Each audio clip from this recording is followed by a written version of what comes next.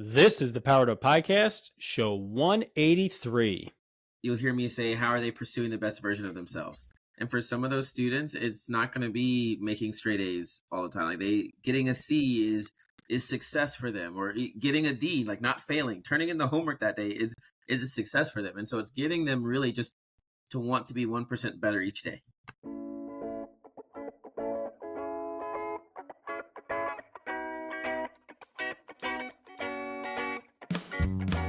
Welcome to a real-world education with insight and advice from teachers in the game, where current and former educators reveal what truly sets apart the great teachers and what it takes to make a positive impact on students. Whether you're in pre-service learning, new to the game, or a seasoned veteran, this is the show for you. You'll leave feeling inspired to take action because we are powering education by empowering you.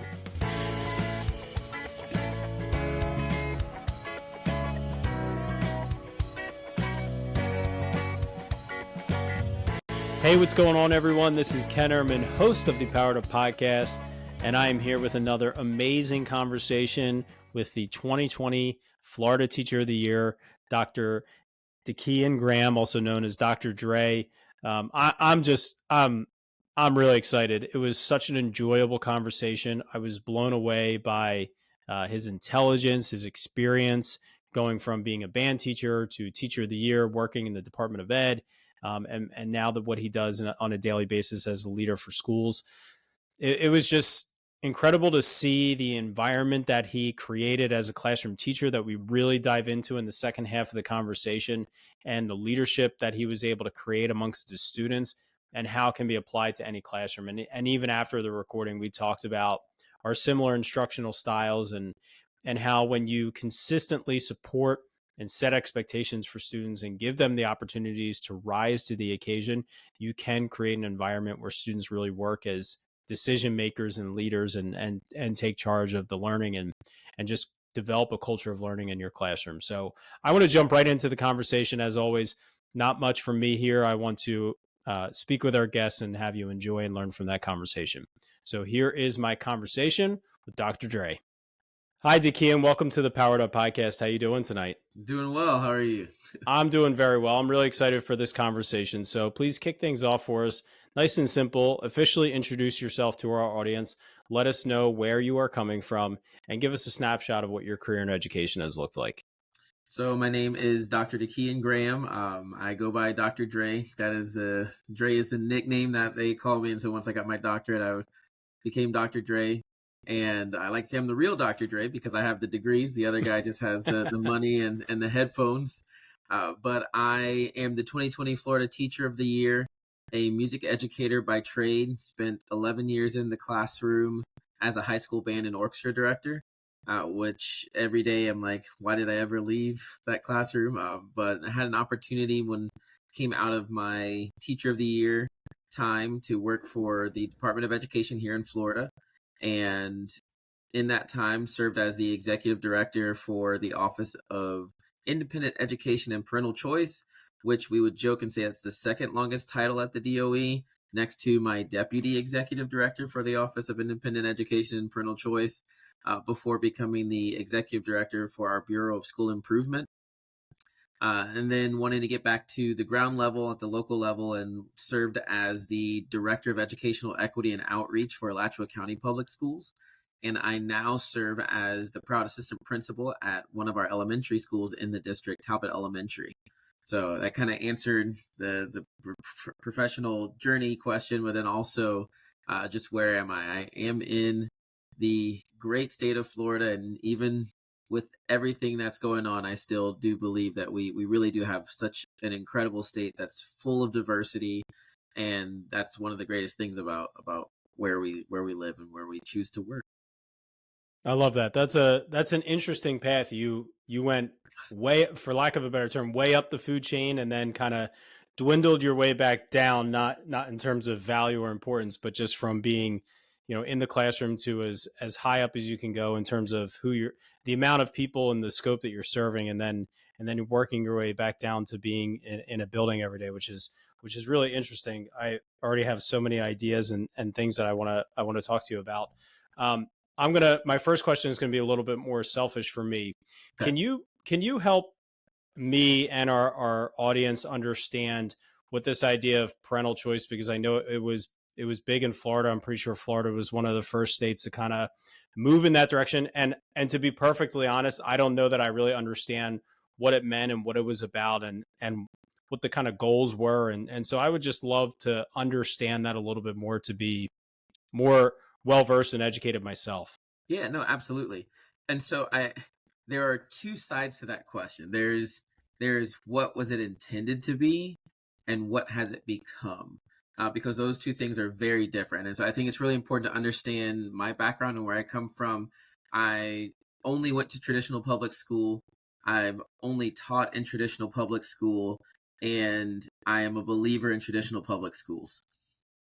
And my mother teaches at a charter school, one of the highest performing charter schools in our state, but teaches at a charter school. So whenever I first got the position, she and I kind of butted heads because a lot of my rhetoric was based off of my experience in traditional public school.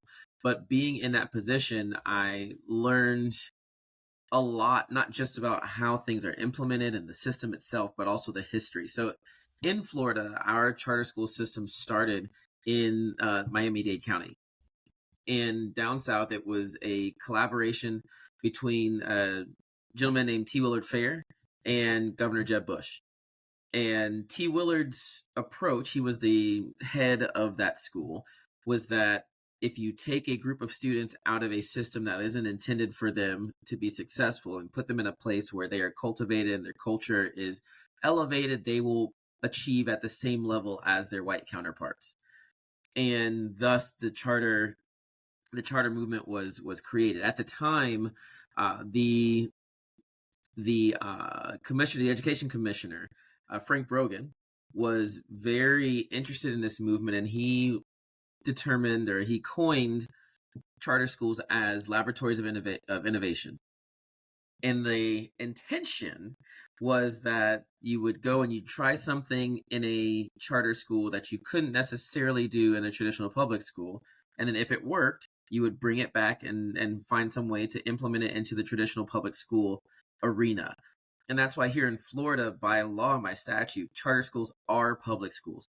Now, there are certain freedoms that they are afforded, but generally, they have the same requirements. They have the same accountability system. They're required to take our state accountability tests, all those kind of things. They are still required to adhere to IDEA, all those things that guide 504s, IEPs, things like that.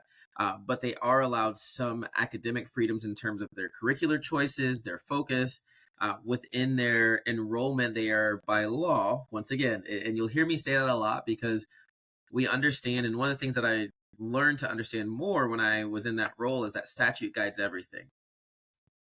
But it's important to know how the law works, what it says and what it doesn't say, so that you can then circumnavigate the law. And so what you find is that people are still operating within the law, but because the law is written vaguely on purpose, you have those people who understand how to navigate those loopholes. And that's where you get this big dichotomy and this battle between what traditional public schools are supposed to do and what they are allowed to do, what they're required to do, and what charter public schools are required to do and allowed to do. And it's a lot of miscommunication and misunderstanding of the system in and of itself.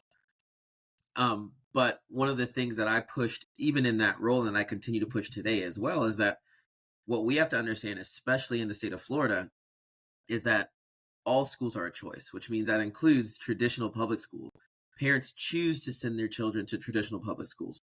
My daughter has attended a traditional public school for the majority of her time that she's been in school, and that is by choice. My wife and I are big believers in that traditional public school offers a different level of socialization. It offers different opportunities that aren't afforded in other places, and so we tend to be committed to that. But in Florida, we are a very robust choice state.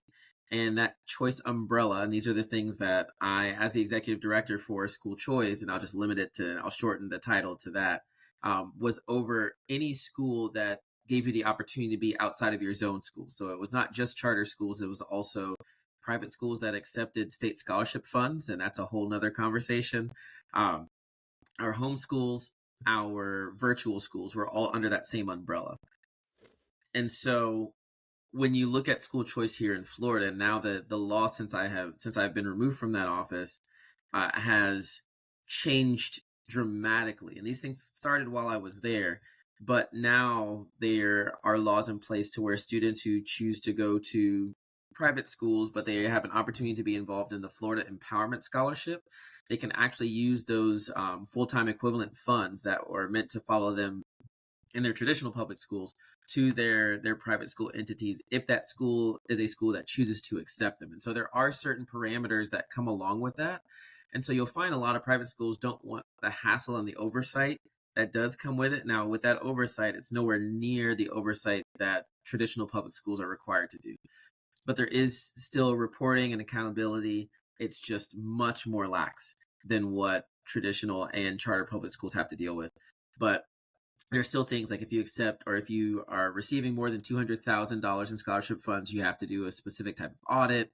You have to report different findings. You have to line out how you're using your funds. You still have to have some form of norm reference test for your students who are taking or who are using these scholarship funds to go to private schools. So there are different things that are put in place, but the level of accountability is nothing like the traditional or the charter public schools. And essentially, every parent has the opportunity to send their student to anywhere they want. We've got a lot of schools that are magnet in our state. And all that means it's that school that I'm choosing to be an arts magnet school. So we're going to focus on utilizing the arts as an aspect of our school schedule. Or I can be a CTE magnet school where we're going to offer more trades and certifications and things. And so we want students to come here. Or I'm an academic magnet. We're going to host a Cambridge program or the International Baccalaureate program, which I'm a graduate of an International Baccalaureate program, to where I had to catch the bus at 5 a.m. to drive me across the 7th largest district in the nation to be able to get to school. We get to the transfer station and then I have to catch another bus to get to the school because that was the area that provided me with the academic rigor that was suited for my cognitive level at that time. And so that's a really long way to say that we have a lot of options in the state of Florida. And the purpose of them is to provide every student with an opportunity to be in a situation where they can excel based off of their individual assets and variabilities. Is that necessarily the way that it is implemented? No, because you've got big business that comes in and they find out the different ways that they can navigate. And, I can purchase this land. And then if I purchase the land, I can build a building on this land. And then I can rent out to myself and charge myself these different fees and different things. And then we bring in this curriculum aspect of it. And so there are just a number of ways to navigate that law. And so that's a lot of the things that gets put at the forefront when ultimately it's not every school that's doing it that way. And you still have a number of our school choice schools, whether they be charter public, whether they be traditional public, or because they do have a lot more freedoms that they choose not to exercise. So when we start talking about the way that the schedule is created, when we talk about the types of curriculum that they can do, those different things, there still is a lot of flexibility that is permitted with the traditional public. They just choose not to take those avenues. But between all those schools, you do have a number of those who still are like that little charter school that T. Willard Fair started more than 30 years ago, that is focused on providing a quality education to students who need it, who need that opportunity, who can't survive in a classroom of 25 plus in a traditional setting. Fortunately, my daughter is one of those students who you can put her in a huge class and she's going to be successful. She has friends who aren't that way, who need a more intimate setting, need more hands-on, need more attention to their accommodations than what a teacher who is in this packed room can provide. And so really having those opportunities to take those avenues is something that, as an educator, I feel is our responsibility. And we feel like we spend too much time fighting about why things shouldn't be the way they are and why we have these different avenues. But the avenues exist because at some point in time, a student needed that. And they weren't getting what they needed at the location that they were.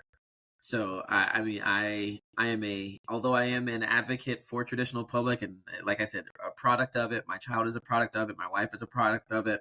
I am also an incredible advocate and proponent for the opportunity for students to be able, and parents and families to be able to choose a setting and an environment that will allow their student to pursue the best version of themselves. I love that, and that really helped, and that it made a lot of sense. In Pennsylvania, I think we have something somewhat similar. I know we have public charter schools, and parents have the choices to send them there. I'm about an hour northwest of Philadelphia. Philadelphia has a lot of different charter schools, and I've in some consulting work I've done. I've worked with some private schools in the area. I'm working with a virtual charter school, and I agree with the traditional public schools. Like my oldest goes to a traditional public school. My two daughters, who are not of school age yet, they go to a private school for a couple days a week, just for some social interaction, to not be home all day with mom and siblings. But they'll go the public route. But I think, like you said, big business gets involved, or loopholes are used in different ways, and that's the same with everything, right? Like 99% of teachers are all great people trying to do best by their students, but there are bad eggs out there, right? There are bad apples. 99% of police officers are just there trying to protect the citizens that they vow to protect, but there are some bad ones, right? There's bad eggs in every basket, and that's typically what's shared out. But like you said, traditional public school is great, but it's not great for everybody. And even my district right now, we're starting to transition into full day kindergarten. And their plan for next year is to give parents choice of half day and full day. And we're electing for half day for my daughter, because fortunately my wife stays home, and we just don't think she needs to be in school for 8 hours as a 5-year old. I mean, that's the pure reason we're doing it. We want her to do gymnastics and dance and different activities during the day. But other parents, they want their kids, and they think their kids need to be in full day, and some kids need a full day of academic structure and that. So, choice is a good thing. It's not always going to be implemented perfectly, but it's the same with differentiation, right? We need to differentiate for reasons, and it falls under that same category. So that makes a lot of sense. How do you feel your experience working at the state level and kind of working back down to the building level? How much of that perspective helps you in your role as an assistant principal, in both leading and communicating with the teachers that you serve, as well as leading and communicating with the parents that you serve?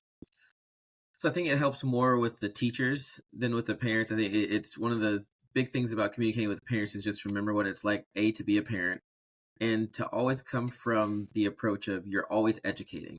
And this is whether I'm doing keynotes, whether I'm partnering with someone, whether I'm doing a workshop, I always look at it from the position of what am I communicating and how am I educating whomever I'm speaking with. And I often say that there are two things that I wish every teacher had the opportunity to have.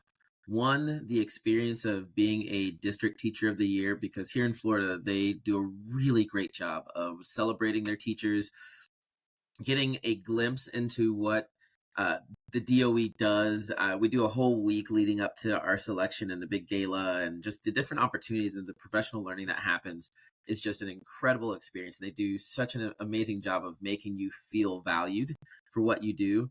And it's not very often that teachers have that chance, because we spend most of the time, and this is not just it's not just specific to any one state within the nation, but teachers are underpaid and teachers have to work all these hours and yada yada yada. Just all the negativity that's thrown around.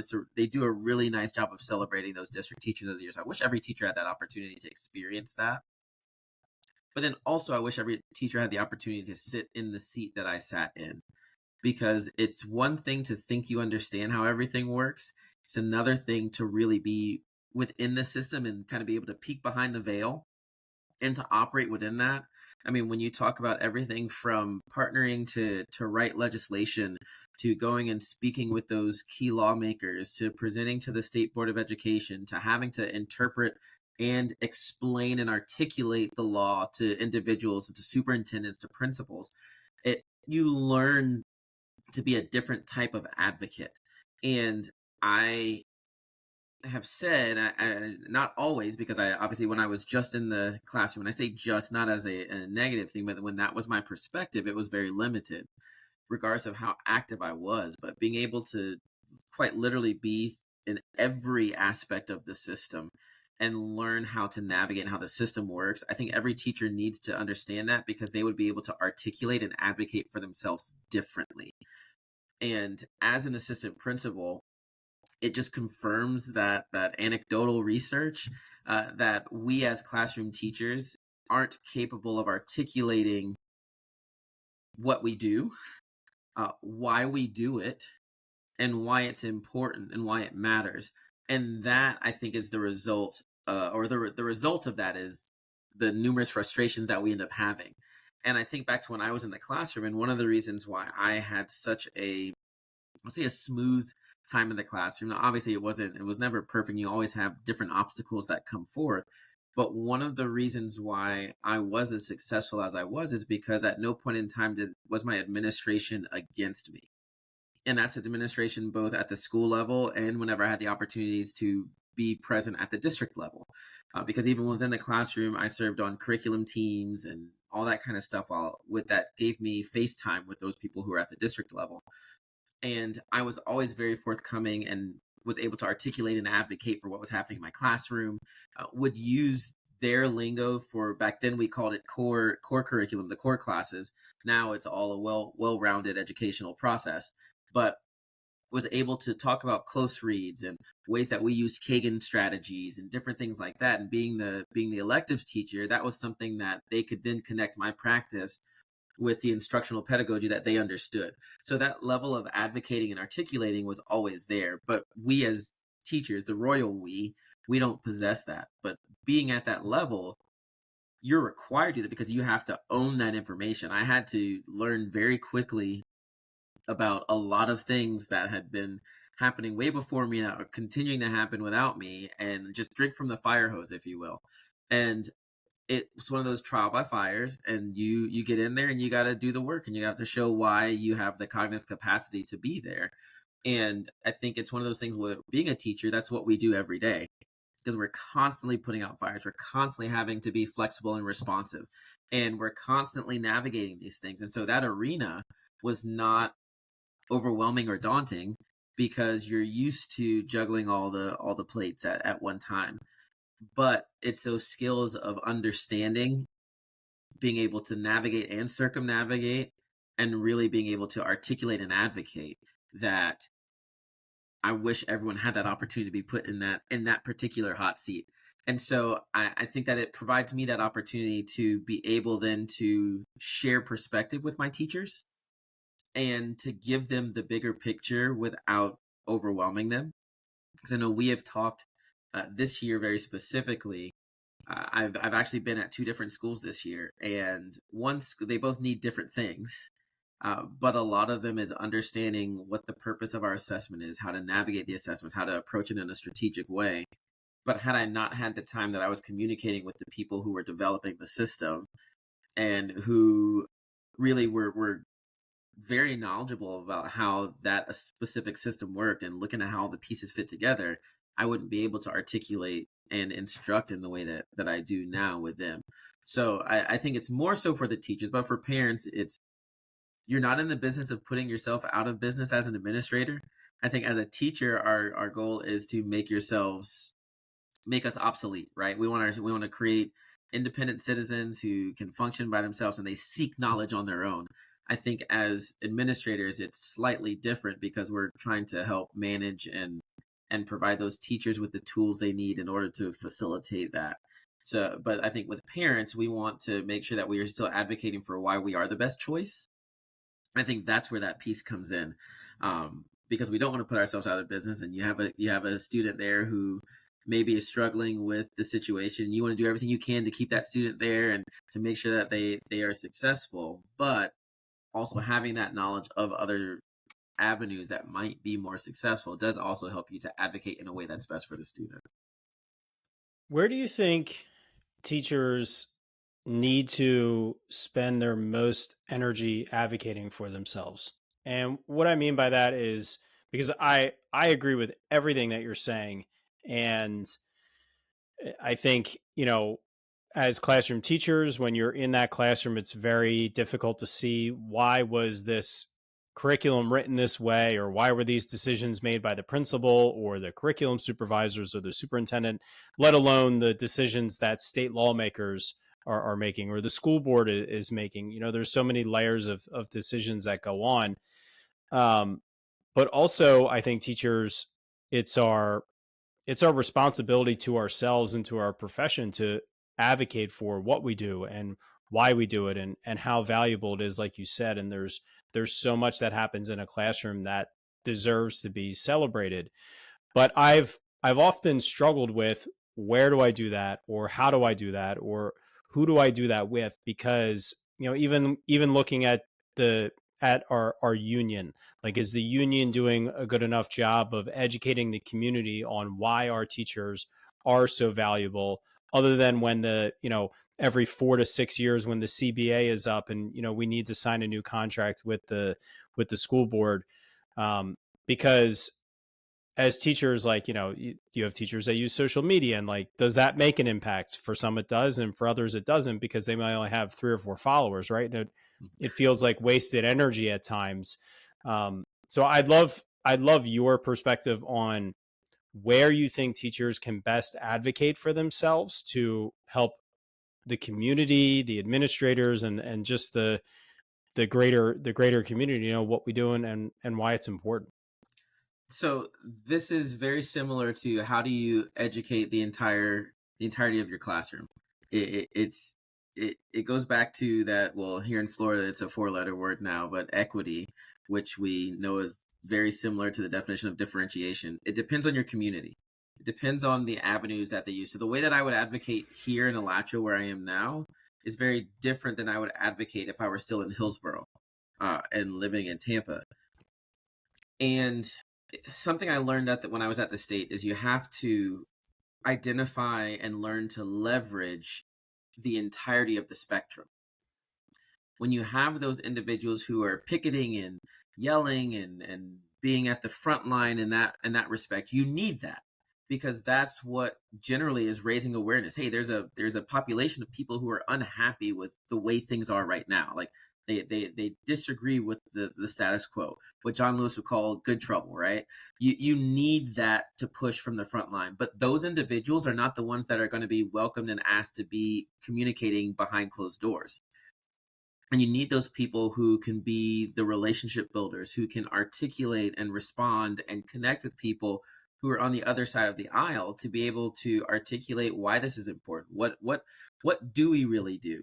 And so it's within those layers, you have to be strategic, but it takes the community to be able to do that. One teacher isn't going to be able to make that significant impact. It has to be intentional, and you have to have a plan, and everybody has to know their role, and you've got to execute together.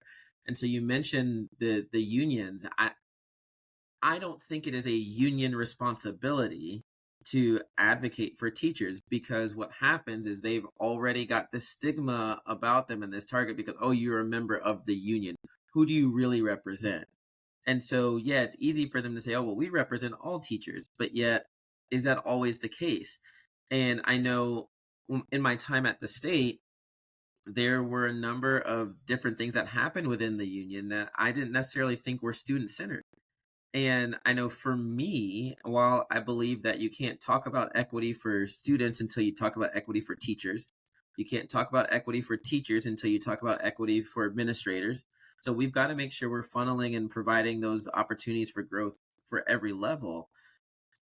You've got to make sure that even within those union members, are you still keeping the main thing, and that's making sure that everything is focused around our students. And so those decisions aren't always taken with that lens in place. And so when you talk about that advocacy, it's up to each individual person to be able to articulate and understand their role. One of the questions that I would ask with legislatures, when members of the legislature, when we would meet and they would have something negative to say about education, my first question was, what teacher hurt you? Because we can all think about that teacher. For those of us who are still in education and who have chosen that this is our passion and we want to pursue this, we can think about that one teacher who is the reason that we're here today. But we can also think about maybe a teacher who is potentially the reason why we probably thought about leaving. And unfortunately, a lot of people who have negative views of education had more of those negative teachers than they did that really powerful teacher in their life. And so we have to understand that we wield a significant amount of influence in how we talk about what we do, how we demonstrate what we do, how we show our passion for what we do, and how we advocate. I can go and I can speak and I can tell you, I can tell the members of the board that the decisions you're making are not pro education, they're not pro teacher, they're not pro student, without it coming off as you're a bad person. And it just goes back to that whole focus. When we're in the classroom, we should be focusing on the product, not evaluating the person. And looking at it that way also flips your perspective. Because if I'm just looking at what you produce and this is what we're evaluating, then just because that is a product of you, that doesn't mean that you are deficient or you're horrible. It just means that you still have room to grow if it's not the product that you're trying to produce. But I can tell you, hey, this is not good work versus you're not a good student. That's like I loathe when people talk about, oh, that student, that's a low student, or that's a level 1 student. No, that student is currently underperforming, or they're performing at a level 1, but that student is not level 1. You're putting something on that makes it seem much more permanent. But this is not something that is a static label. This is a spectrum in which they can move and they can grow. But just if when anybody comes up to me and says, oh, that these level 1 students, I already know that you don't have a growth mindset. You don't believe that those students can achieve. And you know what's going to happen? Self-fulfilling prophecy. They're not going to achieve because you're setting that expectation for them. And so it's no different whenever you talk about how we advocate for ourselves and where are we within that spectrum. And so it's just identifying, am I that frontline worker who's trying to get out there and cause good trouble, but am I doing good trouble or am I being annoying? Or am I that person who has the ability to operate more independently and connectively and collaboratively with the people who are the movers and shakers so that we can have some type of compromise to get closer to our end goal? I love that. You are articulating this incredibly well. So I greatly appreciate that. I want to dial in on something you said about creating independent citizens and you as a band and orchestra teacher. So I would love to know, because I already have a hunch just with that position and what you've done in your career in that statement. What did your band and orchestra class look like towards the last 2 or 3 years of you running that, and how much student ownership and leadership was there, and how did you execute that? So I am a huge believer in student leaders. And so out of my 120 person band, we would have at least 20 students who were on in some form of leadership. And it was no different with my orchestra. They didn't do as much as my band. Being a high school band, you had marching band and jazz band and concert band and small ensembles. And my orchestra, which we had around the same number, we had between 100 and 120. We had a more intimate student leadership group, but because they just weren't as mobile, we didn't do as many things with that group. But I'll start with the classroom. So my class period, we had 50-minute periods. And I didn't get in front of my classroom until the last 20 minutes of the class period, because everything up until that point was run by the students. We would, and on Mondays, first day of the week, I would teach whatever our specific area of music theory was. And that would be the subject, our focus for the rest of the week. And so what would happen is you come in, a student would start the timer when the bell rang. So you have 5 minutes to get to your seat, get all your instruments, all those things ready, and do the bell work. And the bell work was whatever that music theory written focus was. When the timer went off, the student who was the teacher for that week would come up, they'd go over the bell work, they'd ask questions, go back and forth. That would be finished. Then another student would come up and they would do what we call winning rhythm. So the repetition of working on building a basic fundamental of music playing, which is counting rhythms. So they would lead them through that process. After they were done, another student would come up and they'd lead the class through scale of the week. And we had a different scale every single week that built their capacity until we learned to play from memory all 12 major scales. Then we go to 12 natural minor scales, etc. And then after that, another student would come up and they'd get on the podium and they would conduct the group through whatever the warm-up chorale was and talk about tuning and different things like that. Then I would get on the podium and we'd rehearse whatever it was that we were doing that day or introduce new music or different things like that. So it gave every student, and it rotated. Every few days it rotated so that every student by the end of the year would have an opportunity to know what it's like to be in the front of the classroom. And what that did not only gave them exposure and started to build those leadership skills, it also created empathy for whenever I was on the podium. And you would see how that would change the way that they behave, because they get on the podium. Why won't you guys shut up? Why are you still talking? You say, oh, now you see what it's like whenever I'm trying to get something accomplished and you're not focusing. So it worked multifold. But then outside of the classroom, we had students who were equipment managers and librarians and band captains. And so there was a hierarchy in place, and they understood who the leaders of the student leaders were and how they acted as liaisons, but then also provided the information for the ensemble. And we would establish all of that and our way of work and our culture through band camp. So we'd have a leadership camp where I trained them to really to think like me and to be little mini me's, because, we all have our own process and our way of doing things. And then we would bring in the rest of the band for the true band camp. But then the leaders who were already trained would go and they would do the work. And so it was a lot of ownership, but that ownership came from buy-in and investment. And that's one of the things I preach to my teachers now. And a system that I started both at these schools that I was at is we have these data cards that every student has that shows their progress throughout the year. And it also shows where they finished the previous year. And so it gives them their goal. And I think a lot of times as teachers, we don't think that our students understand the importance of their progress or how to get from one place to the next. But the only reason they don't understand is because we don't show them and we don't communicate. We don't talk to them about it. Hey, bud, you're 3 points away from your goal. Those 3 points is represented in maybe 1 or 2 questions.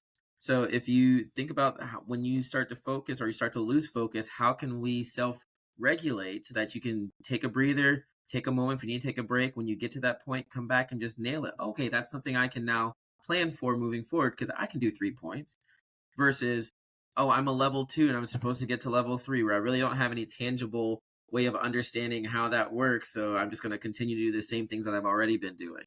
So it's that ownership is no different in that situation than it is in the situation where we give them true ownership and say, hey, go fix those students. They can't play that part correctly.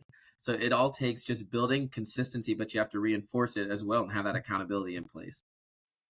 Man, there's nothing that gets me more excited than talking about student leadership and student ownership. And it's just, it's how, so I taught 5th grade for a long time before becoming an instructional coach. And it was all I cared about every year was how could I develop these kids as leaders, as thinkers, as learners, as decision makers. And just the thing that you said about the student comes in and starts the timer for the warm up. Like that is something that I'll encourage teachers to think about is look at every action or decision that you make throughout the day and evaluate, is this something that I have to do or can a student do? And try to move as much as you possibly can from you do to students do. Like carrying lunch bins to the cafeteria. It drives me insane when I see a teacher doing that. It's something simple that you can give students ownership over. But what it does is as what you articulated so well, is that it snowballs. It's an investment. It builds capacity for them to be able to do that. And then you can have conversations, like you said, about how do I get from level 2 to level 3? What were the things that you're missing? Something that I started doing for tests is I would have the students write out a study plan for a week. And we would also talk about, like, if Thursday nights are your soccer night, like put an X there. Like you're not going to study. You only have to study like 3 or 4 times. You don't have to do a lot. And then they would staple that study plan to their test. And then we would look at their test score and how well they executed their study plan. So then the students could look and see, like, okay, I studied, I did well. That makes sense. It's working. Or I didn't study, I didn't do well. Okay, that makes sense. But then also, like, the student that studied really hard but didn't do well. So then it's the conversation of, who are you studying with? How are you studying? Mhm. Did you ask for help? Did you ask Mr. Ehrmann to check your study? Like those different things to get them to really think about it and take ownership. I used to use a lot of just quick formative checks through Google Forms because it could automatically grade. It was easy for me to see progress. But if it was not a pretest where students in theory they shouldn't get anything right because it's stuff they haven't learned yet, but there are kids that do. And then I know I can enrich them. But if it was in the middle of the unit, I would have their scores released immediately. And I would have kids come up to me and say, "Hey, Mr. Herman, I just did the lesson check and I bombed it, but I don't think I was paying attention. Do you care if I try again?" Like, yes, like please try harder. That is the greatest thing you could ever say to me. So just like that intentionality, I think is so important. So I'm gonna challenge you a little bit. Okay. If you can think back to when you first started teaching band, how did you start to offload those responsibilities, or like what was that transition like to those last 3 years, like you said, where you're only in charge for those last 20 minutes of the class? Like how did you start to build your own momentum and confidence in empowering your kids? Well, I think it started when I realized that it was not about me anymore. I, as a fresh 20 something year old going into the classroom and taking over for the program that produced me. I mean, I took over for my high school band director. She went on to Oh wow. open a brand new school. She called me up and she's like, "Hey, what are you doing next year?" I'm like, "Looking for a job." She was like, "Hey, why don't you come take over the program that you graduated from?" So there was still that big chip on the shoulder that like I had to continue the legacy, and it really was me in the forefront. Oh, look at what all the things that I can do, that I'm continuing to make this happen. And when I realized that it wasn't about me, it was about the experiences for my students, then that totally shifted my mindset in terms of what I needed to provide the students.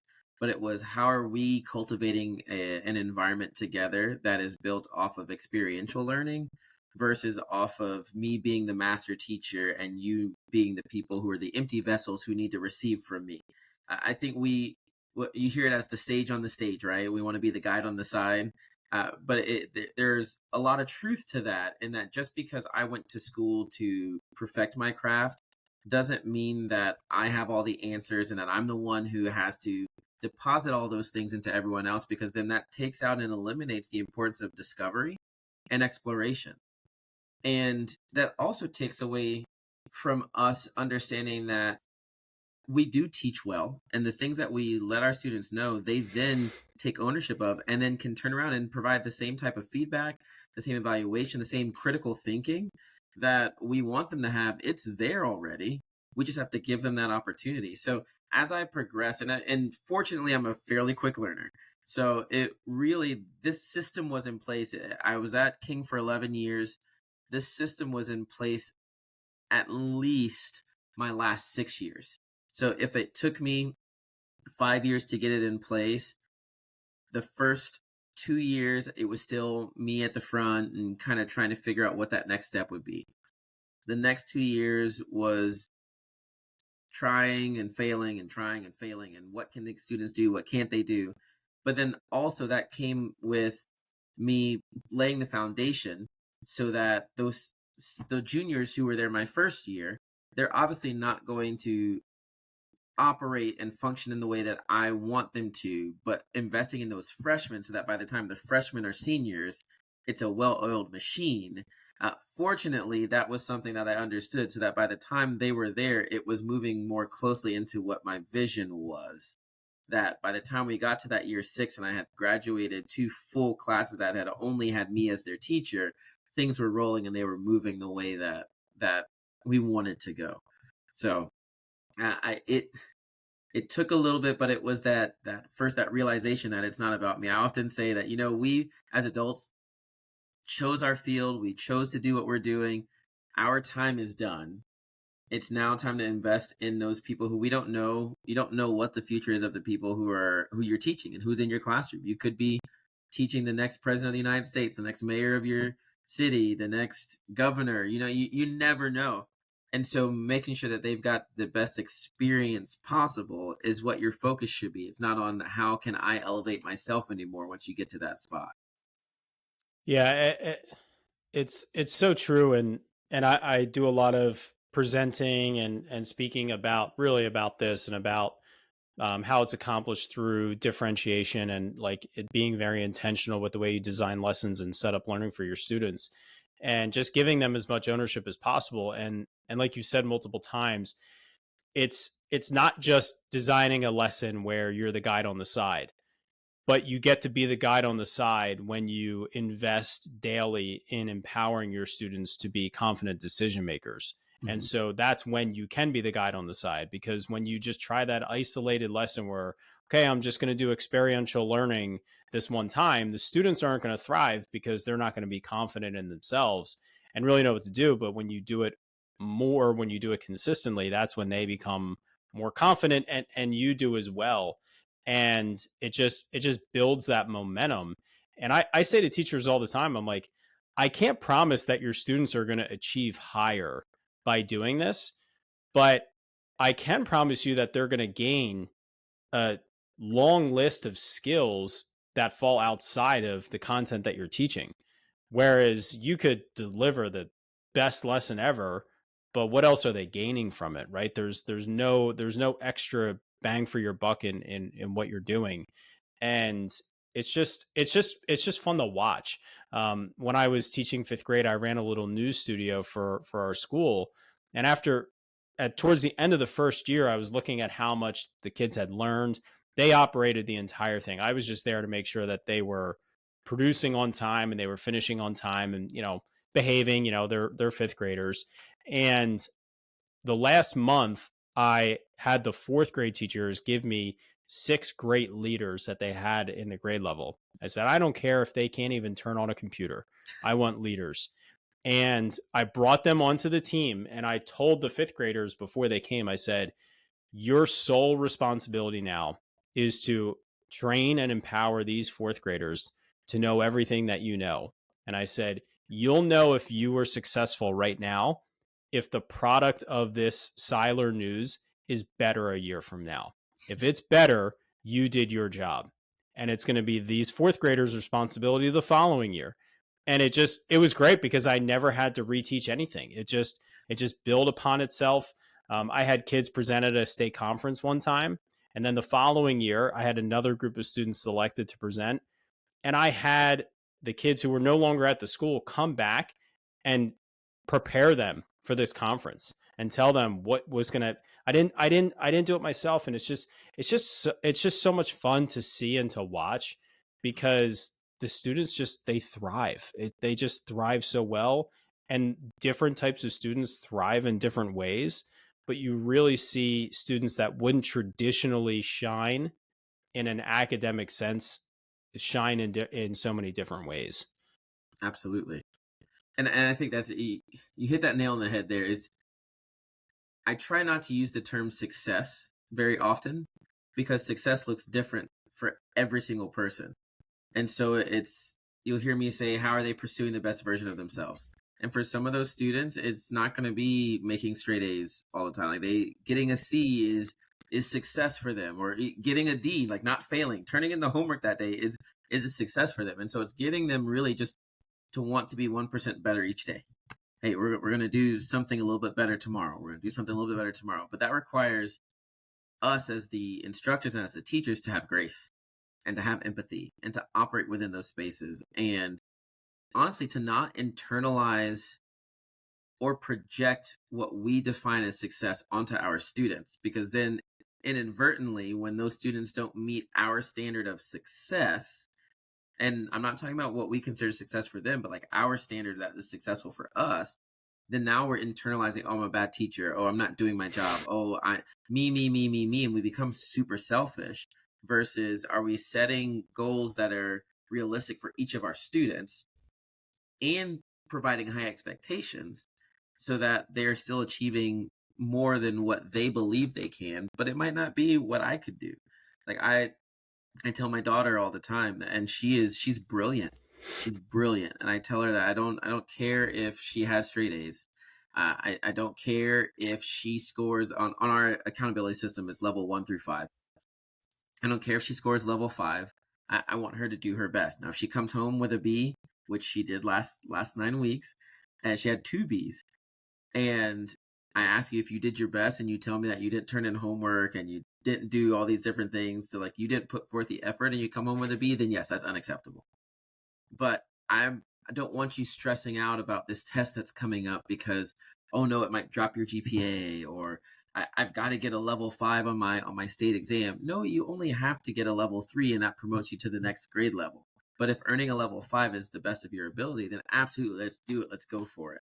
And so it's really understanding how we define success in those different avenues. And go back to the word you used at the very beginning of our time together today. We've got to differentiate. We have to understand what that means and what it looks like, because every student deserves an equitable educational experience tailored to their own unique individual needs, assets, and variabilities. Yeah, and that's what I love about the art so much. It wasn't something that I did as a student, but it's something that I love to watch. And my district, we're very fortunate. We have a really strong arts program, the theater, the music, actual art, and I just love watching the students thrive in that. And being in the district for a long time now, seeing students that I had as fifth graders just thriving in these different avenues and different opportunities. I remember I had my one year I had just an unbelievable class, just super kind. It was just such a tight unit. And we had a new student starting about halfway through the year. So I was nervous that it was going to, mix up the pot a little bit. And it ended up being a student who was homeschooled for multiple years because of medical reasons, and came in and was, I'll just say, visibly different. Right. Mm-hmm. And the students were very welcoming to him, but he was just lacking a lot of confidence. And he told me, he was like, I really enjoy illustrating. I said, great. Can you draw me something?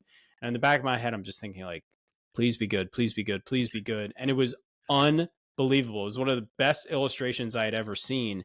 And I started to leverage that as much as I could. Like when we were doing short stories, I would say to the kids, like, hey, like if you want a really nice illustration for your cover of your book, like consider hiring this student, because he'll make it look better than you probably could yourself, especially if you don't like to draw.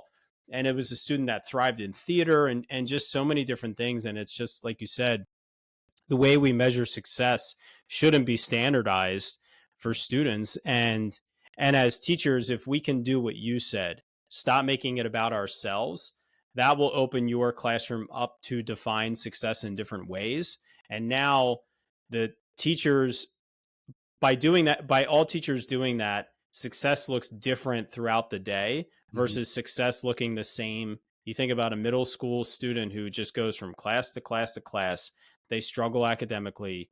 Success looks the same in all of those classes, and they're just beaten down all day. And maybe the arts is the only time that they have to shine, but they might not have that opportunity because it's not a passion that they have. Right. I can remember watching our high school band perform at a teacher in service day. They came in and they performed for the students. And the thing that stuck with me the most, the music was incredible, the students did unbelievable, is I watched the band director stand in the corner and do nothing the entire time because he had student directors and students leading the entire production, everything. And that's what I saw as successful, because the students were in total control. Yeah. And it was the opening day of in service, so it was very early in the year. So it's just really exciting to watch. I could talk about this all day. I love that. And you as an assistant principal now, I'm sure you have so many opportunities to try to expand this in the school that you're working at. Mm-hmm. Try, I think, is the key word. Yep. It takes buy-in to that philosophy, which is not always easy. Definitely. So I don't want to end this conversation, but I want to wrap up our conversation just for time purposes and end with the exit ticket, which is the same 4 questions I ask every guest every week. Okay. Question number 1, what is the best thing a teacher can do to make a student's school experience better? Oh man. Treat them like people. This is a little person. It is a small human who is coming into your classroom, and they deserve every opportunity to pursue the best version of themselves. I know we hear that often, and it hopefully it doesn't sound rehearsed and it still sounds genuine. But that has really been my mantra: is they need to have the opportunity to pursue the best version of themselves, and so give them an experience that is tailored to their unique and individual assets and variabilities, and build up where they're weak and let them shine where they're strong. And so that you've got to get to know them.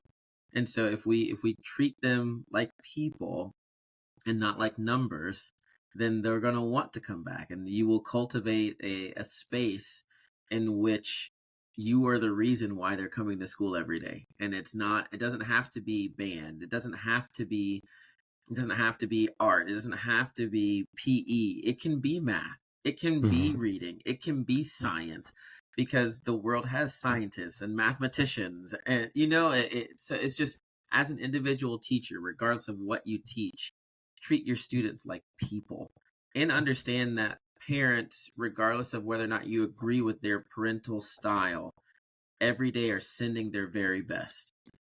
And if we treat them like the treasures that their parents treat them, you'll find that you are responding to things in different ways.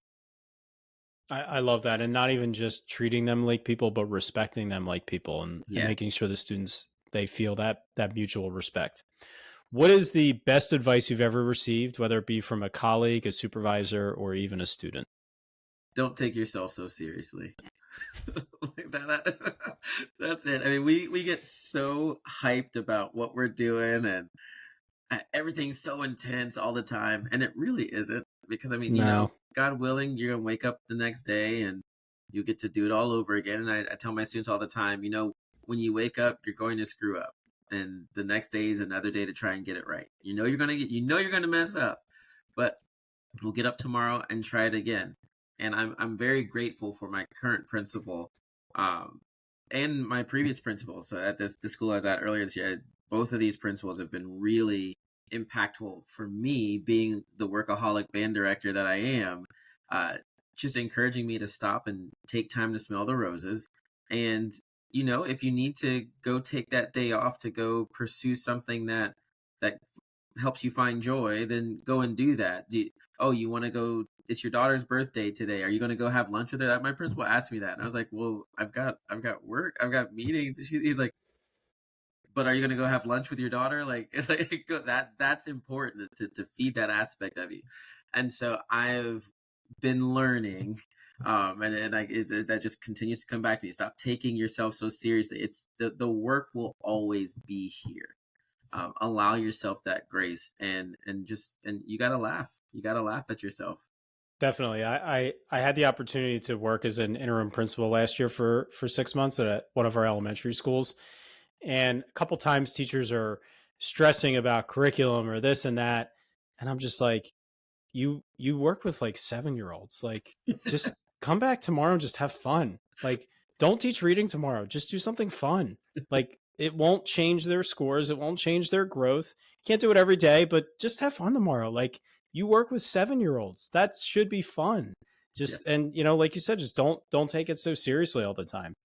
So the school year goes in waves. There are days or weeks where we feel like we're drowning in, the work that's always there. In those moments of struggle, what is something that you could say to those teachers to help them power up? I feel like this is unique, maybe a little unique to my position, but you think about those students who have come before, and you think about the small victories. I'm big on celebrating even just the baby steps. And sometimes we get so caught in the minutia of trying to get to the end goal that we don't take time to identify and celebrate the small progress. And so I would encourage any teacher who is in it. I mean, we're at the beginning of March right now, and we're leading up to the assessments. Like, we're getting there. So we're getting into that rough time. Once we get back from spring break, we know there's not very many days off, and we just full speed ahead to the assessment. But to take a second to stop, take a step back, and take that broader view of everything. and really think about the progress that has been made throughout the year. Think about those other student success stories and remember your why. I mean, we talk about that, the why are you here, and remember your why and all those things. But it really does matter to reiterate the purpose and the reason behind why you're here. And so just taking that step back, I think is huge. I mean, it's no different than whenever if you see a problem and we'll say like a problem with a person, y'all are getting into it and you're all just reactionary. Well, if you stop for a moment and breathe, take a step back, and then come back together to discuss what's happening, you're looking at it from a different lens. And it's no different. Get out of that situation, get out of that space, and just take a moment, breathe, and just look around and see and focus on the advances you have made and the impact that you have already done. That's great. It's easy to fall into facilitating a repetitive classroom. What do you think separates the teachers who are the ones trying to change, innovate, and adopt new teaching strategies? They're the ones who are going to be more successful. And it's not even so much that they're adopting new strategies. It's that they are teaching content that is relevant and applicable. And I think that's the big piece. It's the difference between a teacher who is trying to be hip and like be one of the kids versus the ones who understand that the world is ever evolving and every class you get is going to be significantly different. And as opposed to trying to be like one of the kids so that you can connect, honor what they bring and want to learn about what it is that they're bringing. It's the difference of me putting on a Cardi B song with my kids and like going out there and trying to do a TikTok dance and me initiating the dance versus them bringing me in and say, hey, Dr. G, like you love to dance. Like we're going to teach this to you. We're going to bring you into our world. I think it's a very fine line between appropriation, regardless of whether or not it's their like generation's appropriation that I'm trying to do it that way versus assimilation and wanting you to be a part of what they're doing. It's no different than as I'm learning new things and trying to figure out ways to connect, I'm making the learning applicable and relevant to the students who are in my classroom. I love that. So last question, nice and easy. How can our audience connect with you and follow along with your journey as an educator? So I am old school and still have an active Facebook, which is just Dré Graham, DRE, last name GRAHAM.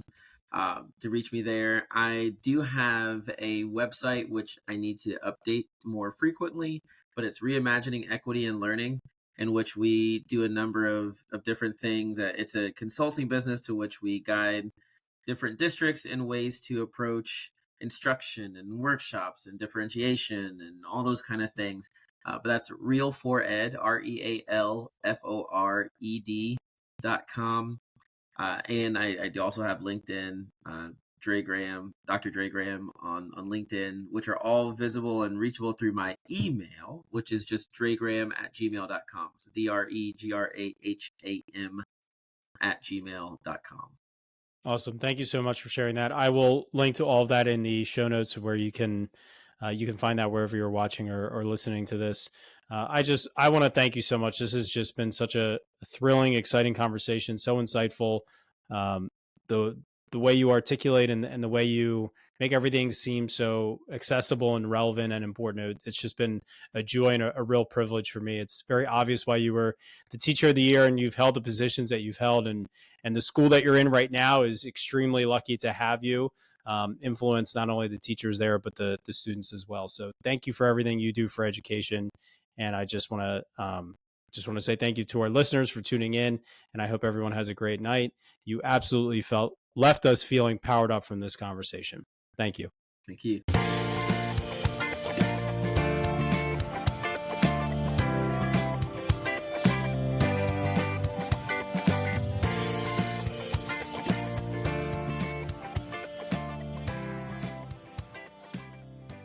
Thank you so much for listening to this podcast. If you haven't already, please subscribe on whichever platform you're listening to or watching us on YouTube. Each week, we get to talk to amazing educators who are making a positive impact on the lives of students, their colleagues, administrators, and education as a whole. It's been such a privilege every week to be able to talk to these incredible individuals, learn from them, grow with them, and better myself and all of education through these conversations. If you haven't already, please consider sharing this with a colleague, someone who can benefit and be powered up from the experience of listening to these incredible conversations. Because of Powered Up, we are powering education by empowering you.